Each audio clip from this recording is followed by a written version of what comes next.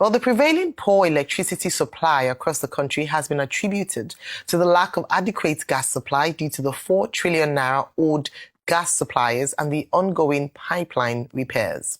Minister of Power Adebayo Adelabu made the claim during a media parley in Abuja on his first quarter scorecard for 2026. He, however, promised that the poor electricity supply will be resolved in 2 weeks, as a task force has been put in place to resolve the grey areas between the old gas suppliers and distribution companies. He says his major responsibility now is to give us electricity in 2 weeks. Now, Nigerians are used to promises. When a very distinguished Nigerian, former governor of Oyo State, Chief Bola Ige, was invited to be Minister of Power, he said, in fact, he will turn stones, even stones, into electricity. He could not do it. The promise failed. Every other person that promised after him failed. When Triple Minister Babatunde Raji Fashola was in charge of power, works, and housing, even before assuming that office, he was very vocal in saying the electricity problem could be solved. And he promised to solve it in 6 months. He did not solve it in 6 months. Now here comes Adebayo Adelabu, who does not even seem to have the credentials for that particular portfolio. In a country where we have Batinaji, in a country where we have Lanre Babalola, who have also made their attempts in the past. He now says in 2 weeks, transmission will be sorted out, gas supply will be sorted out, distribution will be sorted out. He's not speaking with a sense of history, of understanding, or if I may say so, knowledge. And that is why we say that when people become president, people who are put in positions, we should at least look at them in terms of credentials and understanding and knowledge. Because electricity is not a social service. It's an economic good.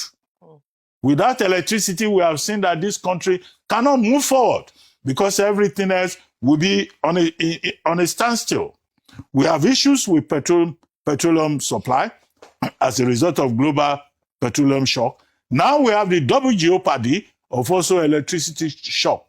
And now Adebayo Adelabu comes and he says he apologizes. No, the apology is not accepted.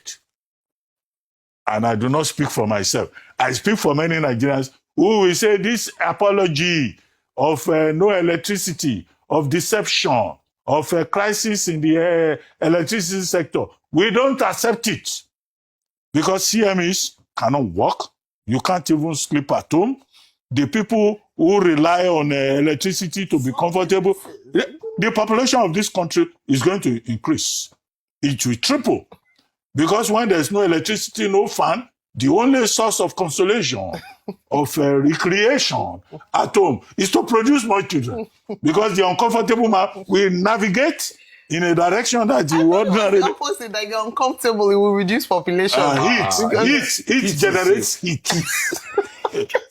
This is what many generates heat. It was talking about heat. Quote. So Adebayo Adelabu, I think, it doesn't quite know what he's talking about. But he talks about gas supply. Yeah. In a matter of 2 weeks. Yeah. The gas supply chain in Nigeria is owned by the federal government of Nigeria, the Nigeria Gas Company. As regards the minister apologizing that there was no power, so I think this was a fallout of a conversation we had yesterday, Dr. Abati, that you say, yeah, the electorate do not really judge people by their work done. So yes, ideally they don't judge. So how do the electorate judge people? If you have an antecedent, correct me if I'm wrong, this is the first major national assignment Minister Adelabu has embarked on, but he's not been able to do as much as he promised. So how will he be judged? And it goes back to the education of our electorate, because take, for instance, he's saying he apologizes that there's no power because of gas. The distribution companies have been complaining that they owe the gas companies gas, and they don't have gas to be able to power their plants. All this while, President Tinubu promised them that they were going to take a bond for it. Till today, the bond is still in the air. The solution is paying them so that they will be able to do their work. This was the same minister that told us that once we get on band A and we pay through our nose for electricity, all will be well. Today, the band A thing officially is a failure. You hardly get light. I mean, you're in band A, do you get as much? Okay, sorry. Don't make assumptions. No. Let me not even make assumptions. He has come out to apologize that even people in band A are not getting lights. Dr.